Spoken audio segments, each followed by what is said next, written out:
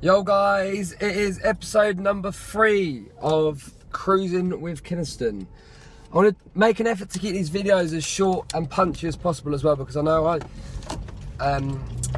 have a habit of drumming on a little bit, so I'm going to try and keep them as short and seductive as I can. Okay, what I want to talk about today is carbs and fat loss. Okay, what, when and why, because I realise there's always a lot of confusion surrounding carbohydrates and people not knowing when to eat them. Some people think they should eat them in the morning because they'll burn them off during the day. Some people not to eat them late at night, which there is some truth in, to be fair. But there's a lot of different ideas and, like I say, confusion around this topic. So the best time to eat carbohydrates is post-training, after training. Why? I will explain.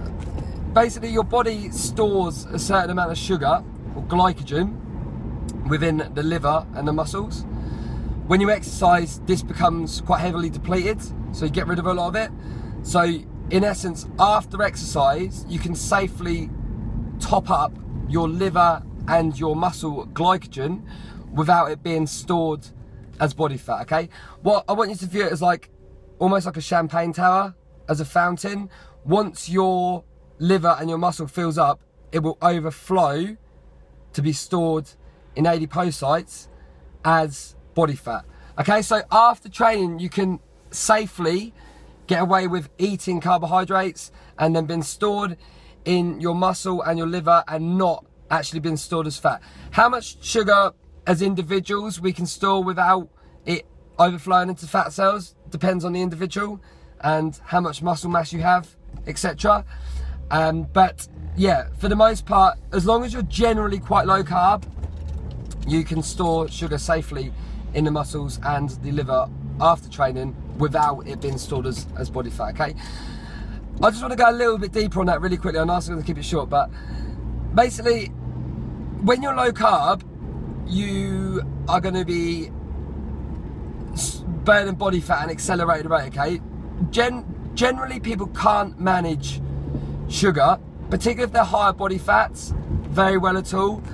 Years of excess sugar and stress on the pancreas to have to release a lot of insulin to bring your sugars down all the time would lead your body to a state of insulin resistance where it doesn't manage sugar very well whatsoever. Okay, so if you're a higher body fat percentage, you really want to be as low carbohydrate as possible anyway, and carbohydrates including excess fruit, starches and sugars. Okay, any carbs ultimately are converted into sugar, fruit being slightly different in the form of fructose, but it's still sugar at the end of the day.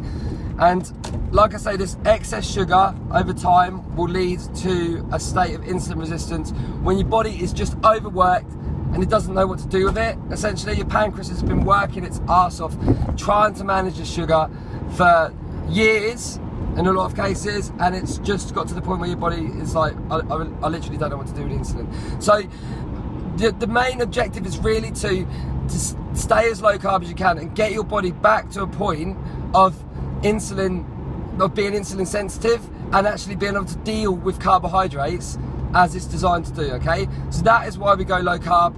Like I say, generally, if your body fat's already quite high, my recommendation would be a carb refeed just once a week following a training session. Okay, if your body fat's already really low or fairly low, if you're quite lean already, you'll manage sugar, your body will manage carbohydrates a lot better than people with higher body fat percentages. So if your body fat is low, you will be able to get away with carbs after training every time you train. Okay, if it's higher, you really want to, like I say, keep it limited to one time a week carbohydrates. Okay, but as I always suggest with our fitness camp lot, it is worth going through a depletion stage initially, which is where you pretty much rid your body of any stored sugars. So you empty the tank, so to speak, and then you just top the tank up post-training with carbohydrates. Okay, that's the what, when and why on carbs. The morning, it sort of sets you up for a day of negative eating because it leads to sugar spikes and falls, spikes and falls, spikes and falls. I wouldn't recommend carbs in the morning. Also carbs in the evening, if your blood sugars are elevated, then when you sleep, your body won't start to release HGH, or human growth hormone, until your blood sugars regulate. So for that reason, carbohydrates in the evening, not really too much of a good thing either, okay? That sort of goes beyond the scope of what I'm saying, but at the end of the day, here's how I want to summarize this. Carbs post-training, okay? Higher body fat percentages once per week, lower body fat percentages or leaner individuals after training every time. Initially, I would highly recommend a depletion stage. We do 28 days just to really rid your body